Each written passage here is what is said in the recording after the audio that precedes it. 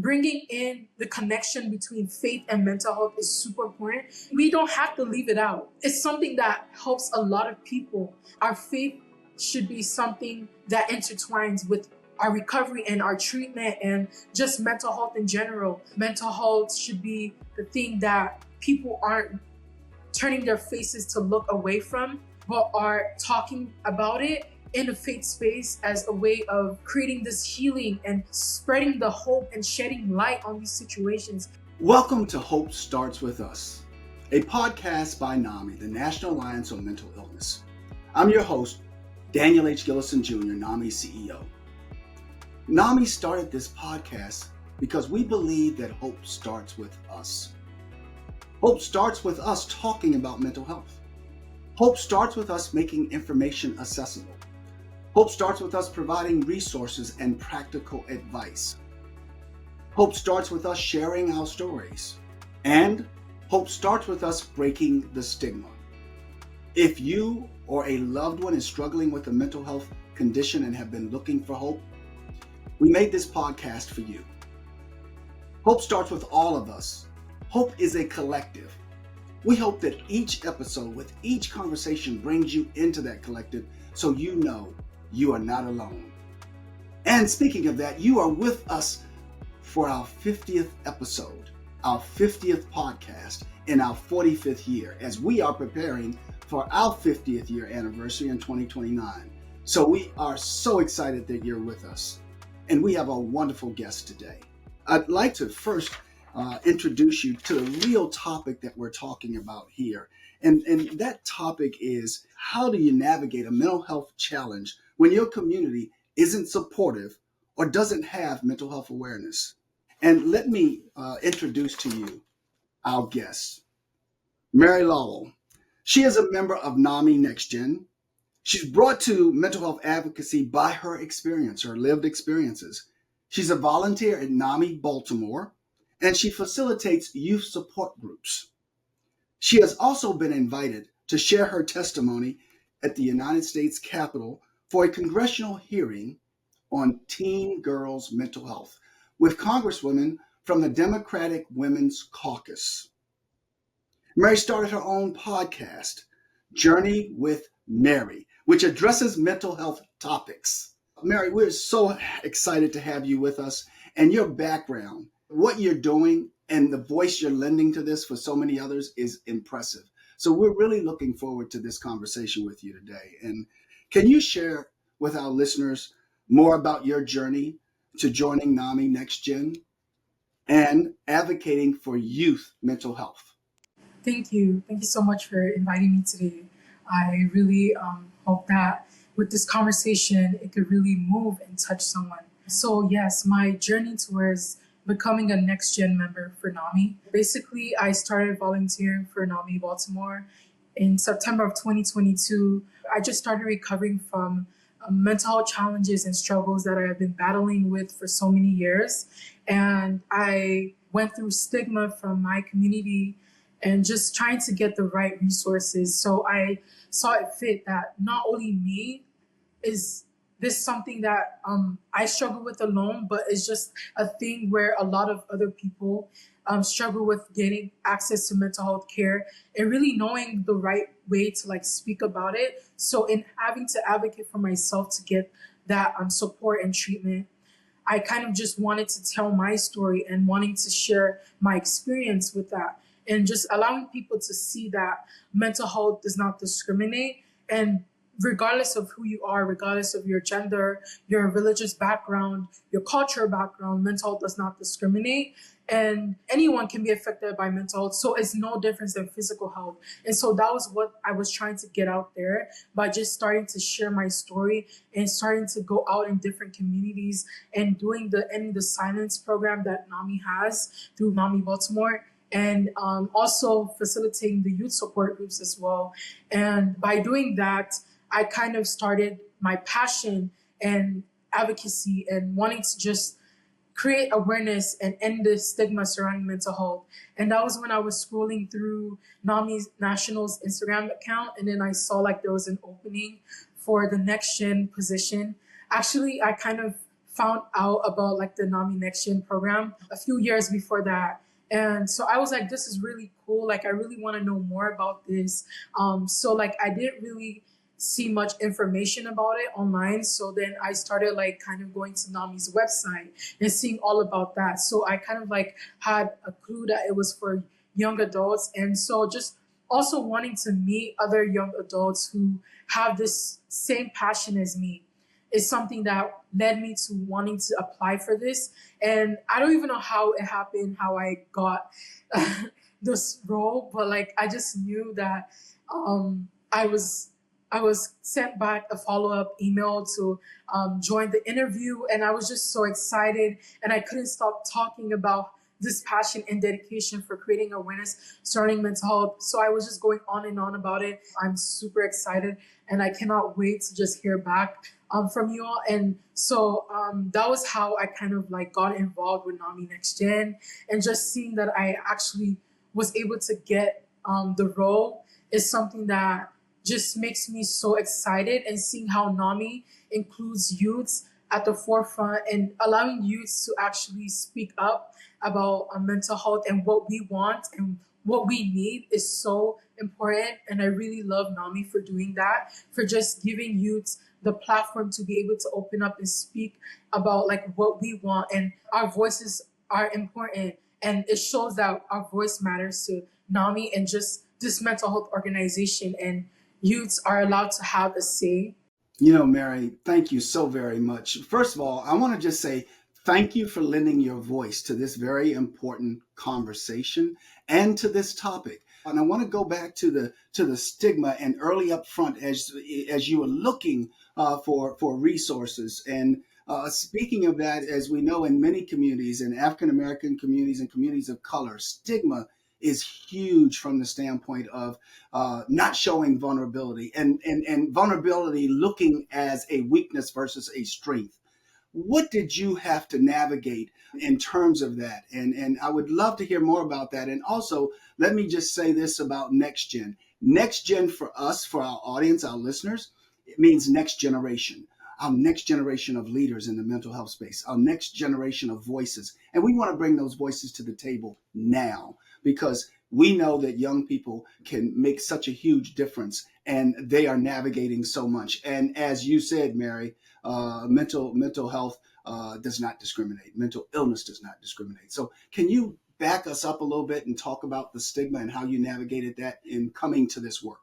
This is something that I struggled with for so many years since I was around the age of 13. So dealing with mental health struggles as young as 13 and going so many years without mental health treatment or any support, it was just like I didn't really know what was going on. I felt confused. I felt I didn't have anyone to really listen to my voice. I felt like my voice wasn't heard. I felt like I was just kind of screaming, but no one could hear me in a way. And I felt like I was trapped. I felt I was in a cycle of doom.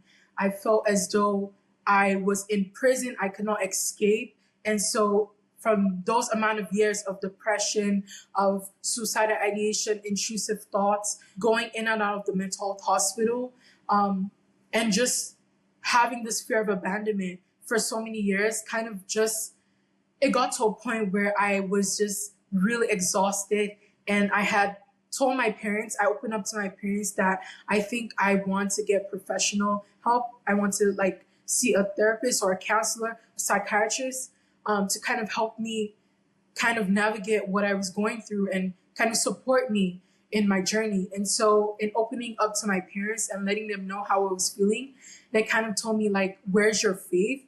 Do you not trust God enough to kind of help you in this situation without intervention? And so I just took that as, why can't it go hand in hand? Why do I have to remove one before I can bring in the other?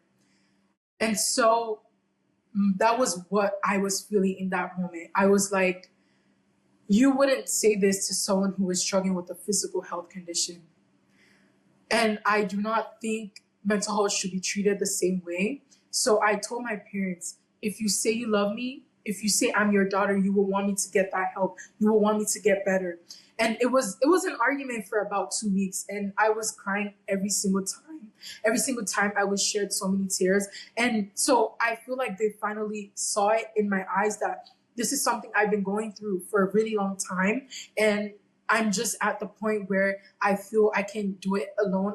I need someone to help me at that point. And yes, I still believe God can heal me. I still believe in God. I still believe in the power of God. But I feel as though it could be tied hand in hand. Like I shouldn't have to remove one to be able to replace the other. And so that was what I told my parents. And I also showed them videos of different people who are struggling with similar situations as me.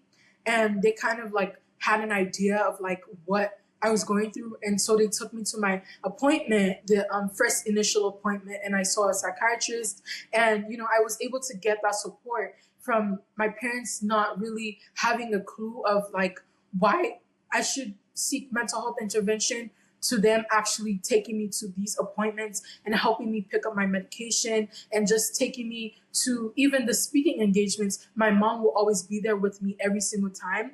And so from her just having that stigma of even taking medication, it was kind of stigmatized in a way of, what if it changes you? What if the side effects kind of like, turn you into a different person? And I told them like, I feel as though taking these meds, yes, there might be a side effect, but I think the importance is for me to kind of gain that balance. So I feel as though getting that support, it shouldn't be like a thing where I'm afraid to because of the side effects, but I have to think of my stability and deal with the side effects later. It doesn't have effect as much as the things that I've been struggling with for so many years. So I didn't see it as a thing where I feel as though I have to treat one as important as the other. That was when they started understanding it. And, I also kept my doctors up to date on the side effects, and they provided the necessary adjustments, as I told them. So that wasn't really a barrier to me taking the meds.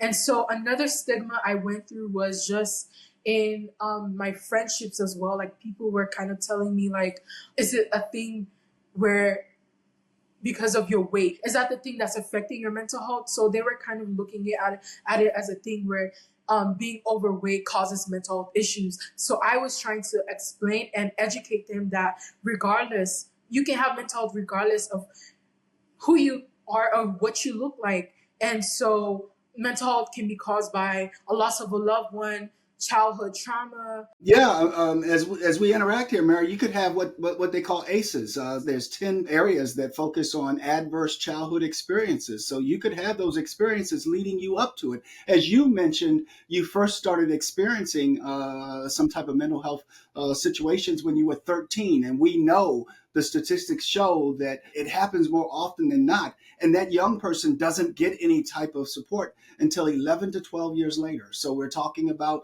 at the ages of 24 and 25. So let's back up to what you did at 13 and advocating for yourself. That is incredible. And also, let's talk about the peer pressure that you navigated with your friends. We've written a book that you can see over my shoulder, You Are Not Alone, the NAMI Guide to Navigating Mental Health. And it's got 130 first-person stories in it. We're actually introducing our second book, and it's going to be for parents and caregivers. So it would have had some information in it if we had it back in 2022, 2021, when you were talking to your parents, because it's going to have first-person stories from parents and caregivers navigating mental health with their loved ones, with their children. So you have led this effort, and it's so wonderful to see how you brought peers to you. And, the other part of this is that we are a society that judges a book by its cover. But what you're doing is you're taking us into the table of contents and the chapters. And you're doing it with the work that you're doing with the support groups and the young people and your leadership with the Next Gen. So I want to speak about Next Gen for a second and then transition to something else. Next Generation for us is just the beginning. This is our 4th year of this cohort. We have 10 young adults with us. You are one of those adults. And Mary, the other thing that we did is we said, okay, are we serious about this? And nothing about us without us. So where are us. So we said, wait a minute, let's look at our board of directors. And we say in our bylaws, our board of directors must be 75% representative of lived experience. However, 100% of our board is representative of lived experience. And what we also looked at as nothing about us without us, we had created the Next Gen group, but where were the young adult voices on our board, influencing our work and framing it from that seat as well as Next Gen? So we amended our bylaws and we now have 2 seats for young adults to be on our board. So we are actually threading this through all of our work in terms of young adults. Also, Mary, congratulations on your work as a change agent. You're actually changing the conversation. You're involving it. You mentioned ending the silence. And speaking of that, are there any nuggets that you can share about ending the silence in terms of how you describe it when you're talking to young adults, what it is, why it is, and what you think of it? Thank you. Yes.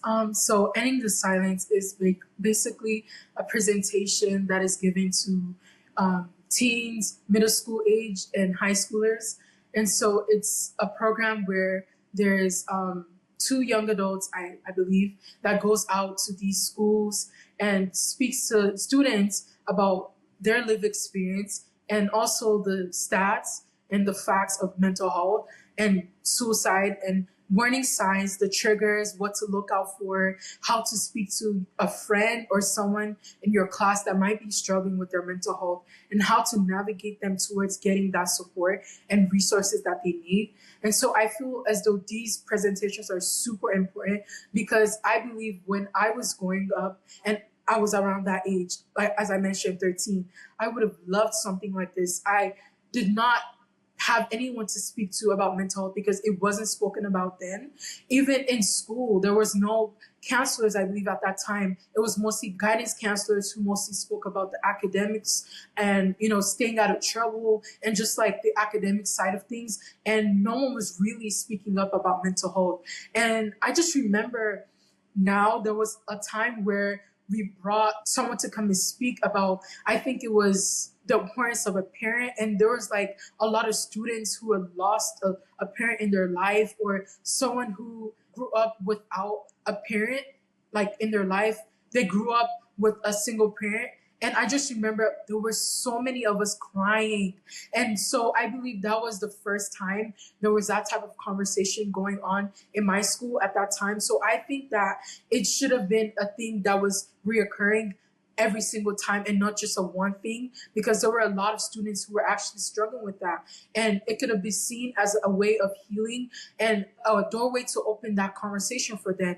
So I would have loved something like that in my school at that time growing up. So I think that these programs are super important to students at that age, mostly when it's like an age where you're trying to figure it out as a teenager. There's a lot of struggles that you're going through in your personal life. Your parents might not understand. Your friends, you might not want to open up to them because you're scared they might judge you. You don't know how they might look at you. So I think that it's so important that these programs are put in place for students to really speak up and students to see someone that looks like them even going through that, who has been able to recover. So they look at that person as a role model to how they're supposed to kind of live their life and kind of talk about it and open up. I think it creates like a conversation starter for them. And to even go off to speaking to their friends after the presentation. And it's a thing that they carry on for like a long life thing. And they can look back and say, yeah, I had this conversation when I was in this class. And so they can also speak to other people who they might encounter maybe out in the community. They have that knowledge to be able to speak to other people about mental health who might be needing a listening ear, or in a crisis situation, they know what to say. You are in college, but you were once that young person that was about to go to middle school, about to go to high school, and then go to college. And we're right at that season where we're going to be sending out young people to middle school, high school, and many off to college. What advice would you have for our young people and or their caregivers or parents? There's a lot of peer pressure out there, and many of them are navigating things that they don't even know. What advice would you have as our young people prepare to go to school? Yes, so I would advise just having their parents checking in with them, checking to make sure that they're okay, that they're balancing school, personal life well, and just making sure that they're not struggling where they shouldn't in cases where students might be getting bullied or getting picked on. And so creating that conversation in your home and to your child, just making sure that they're okay, like asking them when you notice signs that they might be kind of isolating or kind of not really wanting to just open up and they're not doing as well as they were before, just creating that conversation and being like, hey, are you doing fine? Like how's school, how's your friends, how's basically life in general going? And so just checking in, making sure like whenever you notice a change, just catching it early, like early intervention before it turns into a crisis situation. Even support groups, NAMI has the youth and young adult support groups. And so I believe that is something that they could join and they could kind of like being able to talk about what they can't talk to with their parents. And also there's NAMI on campus. And they can bring a NAMI on campus club to their school, or if there's already one, they can join in on that. And just being able to talk to their peers in a way where it's a peer to peer conversation if they don't feel comfortable talking to an adult about what they might be struggling with. And most times there might not even be a struggle. It might just be a thing of knowing how to balance out the pressure and knowing how to kind of like silent out the noise when there's like a distraction, and kind of balancing out schoolwork and free time. And so just having those resources put in place can help them try to navigate these things. And there's also like peer pressure as well in schools. Different students might be going through peer pressure with their colleagues, their peers. And so just like having a parent talk to their child and seeing really what's going on underneath everything, what's really happening. Parents just be alert, kind of like looking out for the signs. And also students, I want to say, like, if you're struggling at all, just taking that first step and speaking to someone that you trust, speaking to a trusted adult, and even going through and calling the NAMI Teen Hotline. I know there's a new teen and young adult hotline, so making use of that as well. Yes, that is wonderful. That's right, the NAMI Teen Hotline. And that goes back to how the young adults, Mary, you and other young adults challenged me. And you said, when I call the helpline, no disrespect to you, Mr. Gillison, but you sound old. How about putting some young voices on or creating a helpline for us? So I appreciate being challenged. I appreciate someone, actually a young adult, bringing that to us and me and feeling comfortable and feeling in a judgment-free zone where they could do that. And as a result of that, we created the teen helpline. So that's the other thing, is this peer-to-peer conversations and support groups you talked about, creating judgment-free and safe environments, judgment-free zones for our young people to have conversations. And we have resources, and starting with the NAMI Teen Helpline, as well as some of the resources on our website. Yeah, this is wonderful, and this is a great conversation, Marion. It's so many things that you mentioned that I want to build on, and just in the spirit of time, I'm not going to be able to, but you said something earlier in terms of when you were talking to your parents that I want to build on. But let me come back to what you just shared about ending the silence and with the young people and so many young people crying. This goes to what we were talking about, and so many that had lost a parent or grew up without a parent. That's a part of what I was mentioning, is in terms of adverse childhood experiences. And a lot of times with our young people, we address the symptom and we don't get to the root cause. And that root cause goes back to sometimes what we call ACEs. And what you have shared and what is shared at Ending the Silence brings all that to the table. So thank you for that. I want to go back to something else you said. When you were talking to your parents and you had this thought in your mind, well, Mom, why do I have to remove one and replace it with the other? Why can't we do both and? And this was about the faith and pray. To that point, what a great, compelling question that you asked. And we do understand the faith-based community is a part of this work. And we've known for years that as we talk about first responders, and we absolutely respect our fire command, our emergency management command, and our police command, With that said, who were our real first responders in our community? It was our faith based leaders. They are the trusted voices. That's who we would go to first. So we acknowledge that and know that in a lot of communities, particularly the African American communities and the Latino and Hispanic communities, that the faith based leaders are where it starts. So, with that said, we have several initiatives. One is called the Sharing Hope Series, which is a set of conversations for the Black and African ancestry community, facilitated conversations. Compartiendo Esperanza, which is for the Hispanic and Latino communities. And these are conversational, facilitated conversations. And we have Chai and Chat that is for the South Asian communities. And then last, Manawala by and for the Filipino community. So when you talk about bringing all of the different first responders, faith-based leaders, and if I'm in the community and like if your parents took you to your faith community and said, I need to know what's happening, that's because they trust that person. So that's where they take you, is to that person. So what you've done is you've taken this up several steps, and now you are a voice for so many. What have you seen in terms of in the communities that you support work with faith-based leaders as well as mental health advocates, or do you see that as a need? What are you seeing from your lens in terms of faith-based leaders and the mental health community? So I'm starting to see it connect a little more than before. I feel like before there was little to no conversation being made, but now I see a lot of faith-based communities having these conferences, like I think it's the Hope Pathways to Hope. Yeah, so I actually spoke with the conference. I think that was with NAMI Baltimore. So I was one of the young adult speakers back then, and I feel like I was so I was so grateful for the opportunity to lend my voice to that opportunity, because I feel like with my experience as well, I feel like it's something that there's a huge need for, especially I feel like there's a change now, but I think it should occur more because there's a lot of people in the church that, not even in the church, like different faith communities, different religions, different faiths that need someone to talk to, that they're struggling with their mental health. Even like a lot of people might be going through things that they can't speak about for so many years.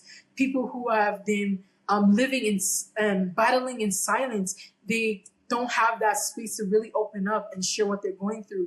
And so I feel as though the faith leaders should be the one bringing in these conversations, starting the conversation and bringing in these programs to talk about it. And so I think that with the help of like NAMI's program, I know there's like the Faith Net.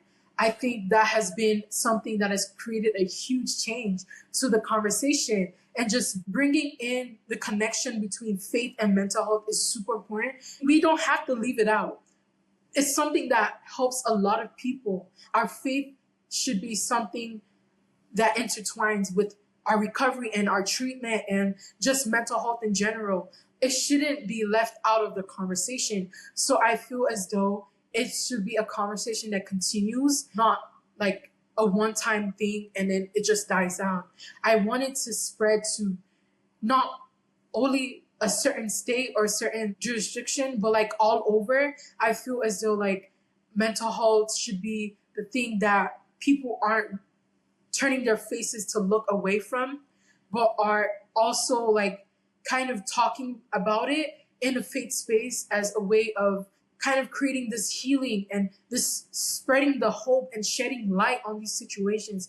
Because parents might even be going through this, but they don't know the right words to use. They don't know how to talk about it.